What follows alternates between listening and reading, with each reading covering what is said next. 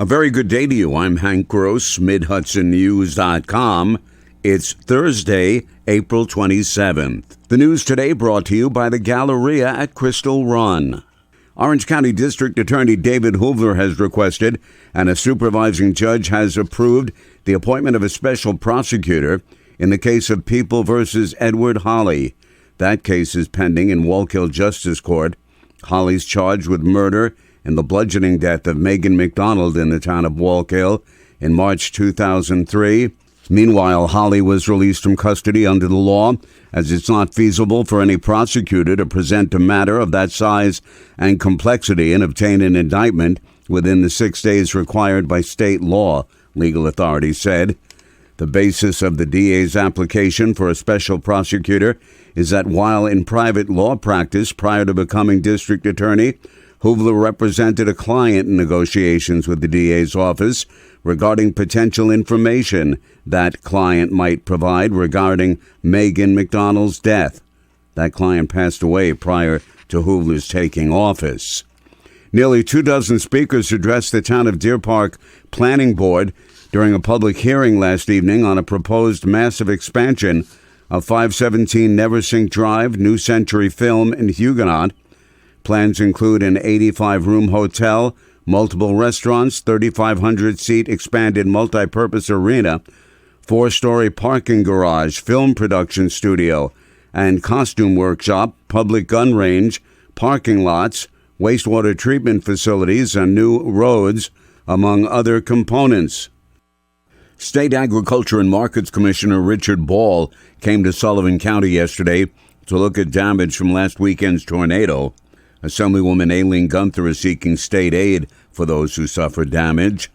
I spoke to Governor Hochul, and she connected me with Commissioner Ball, and he came to assess some of the damage in our community, and there was quite a lot of it. We were really appreciate the governor as well as Mr. Ball, and now we will. We're waiting to see what they have to say, what they can do to help us in these communities.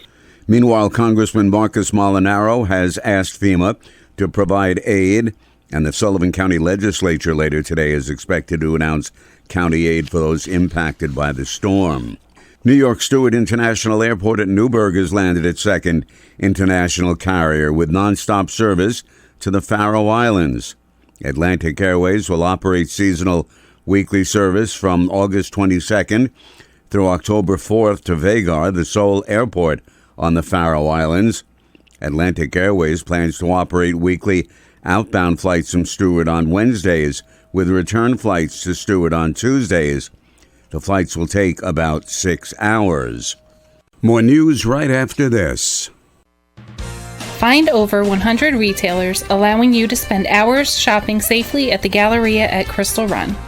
Enjoy the big brands and the diverse selection of family-owned stores all in one location. The Galleria at Crystal Run offers dining options for everyone with Fuji 110 Grill, Allen's Mediterranean Grill, and Peru Cuisine. Discover the Mid-Hudson Valley's premier shopping, dining, and entertainment destination, the Galleria at Crystal Run. For more information, follow us on Instagram, Facebook, or visit GalleriaCrystalRun.com. Pine Bush High School and Crispell Middle School were placed in a lockdown situation yesterday as law enforcement officers from several police agencies investigated an active incident. The school went into lockdown at about 12:40 p.m. Shortly after the time of the call, first responding officers determined there was no active threat inside the building. A state assembly minority Republican caucus effort to revert the name of the Mario Cuomo Bridge to the Tappan Zee Bridge has been rejected by majority Democrats. The twin-span bridge over the Hudson River connects Rockland and Westchester counties. Congressman Pat Ryan has blasted what he calls an extreme bill that would cut funding for all discretionary programs, including supplemental nutrition assistance, Meals on Wheels, Head Start, the State Opioid Response Program, and the Department of Veterans Affairs. Speaking on the House floor, Ryan said the proposed cuts are cruel and would have catastrophic consequences on Hudson Valley residents. In New York alone, my home state, it threatens food assistance to 54,000 people and cuts preschool and childcare for 17,000 kids.